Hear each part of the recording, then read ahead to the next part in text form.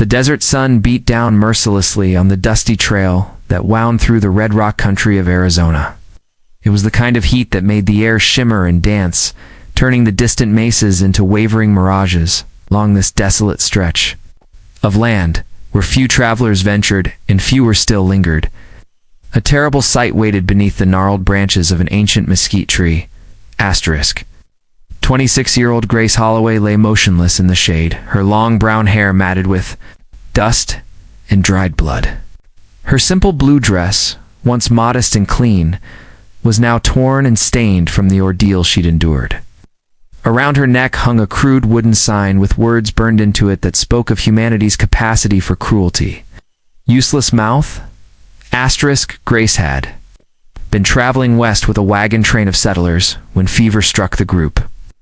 As people began to fall ill, fear overtook compassion. When Grace became too weak to keep up, too sick to contribute to the daily chores, the wagon master made a decision that would haunt the decent folks in the group for years to come.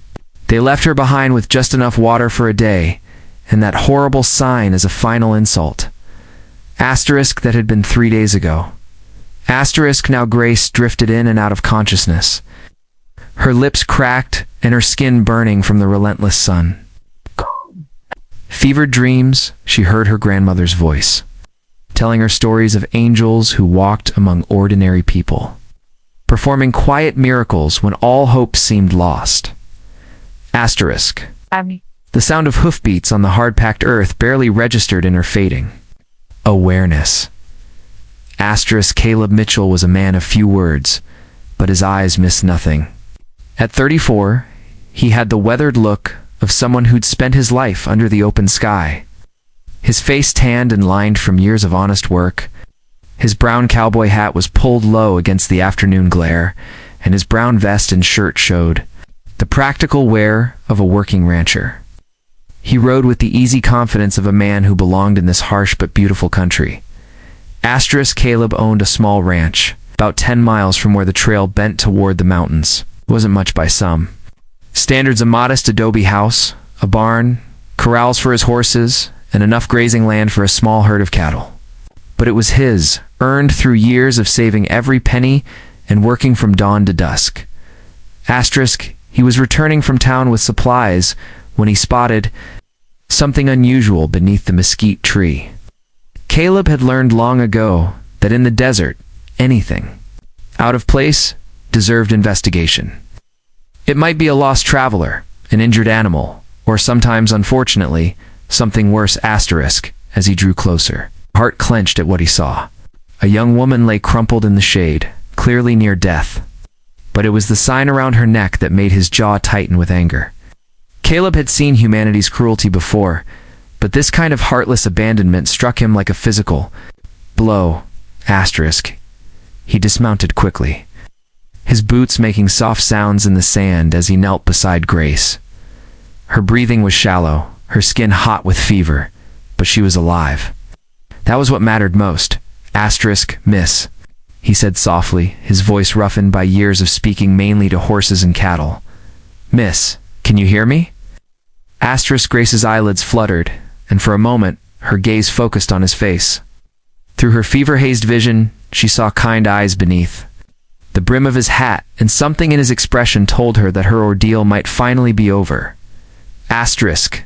Am I dreaming? She whispered, her voice barely audible. Asterisk. No, ma'am, Caleb replied gently. You're going to be all right now. Asterisk. Without another word, he carefully lifted the cruel sign from around her neck and tossed it aside. Then, with movements that were surprisingly tender for such a rugged man, he gathered Grace into his arms and lifted her as easily as if she were a child. Asterisk. His horse, a steady bay mare named Sage, stood patiently as Caleb mounted with Grace cradled against his chest. The ride back to his ranch was slow and careful, with Caleb stopping frequently to give Grace small sips of water from his canteen. Asterisk. The ranch house was simple but clean, with thick adobe walls that kept the interior cool even on the hottest days. Caleb carried Grace to the spare bedroom, a small but comfortable space with a window that looked out over the desert toward the distant mountains. Asterisk. For the next week, Caleb tended to Grace with the same quiet dedication he brought to caring for his animals. He had learned basic medical skills from necessity living. Alone on a ranch miles from the nearest doctor required a man to be self-sufficient.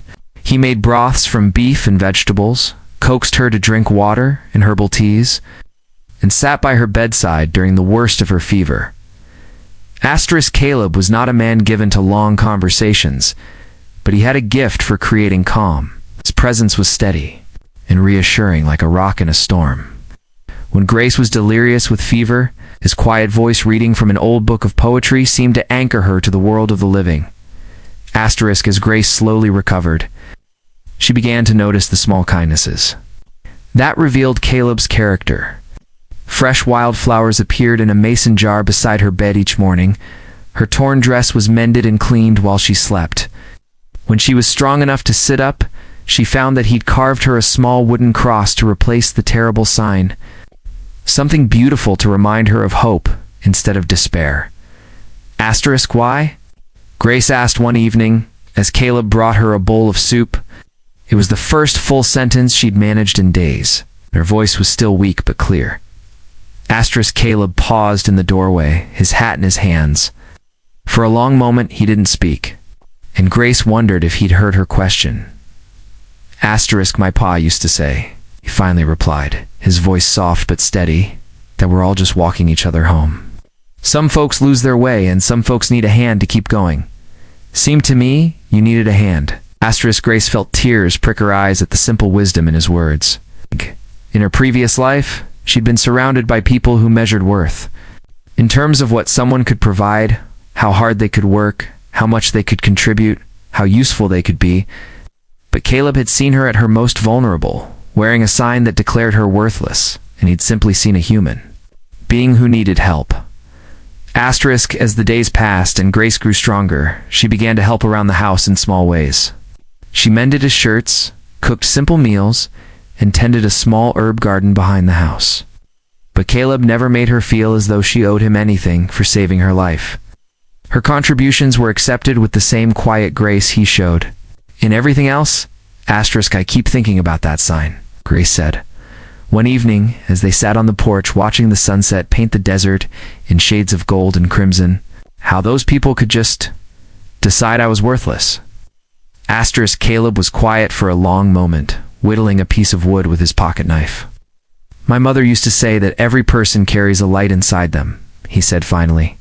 Some folks are so busy looking at the ground, they never see it. But that doesn't mean the light isn't there.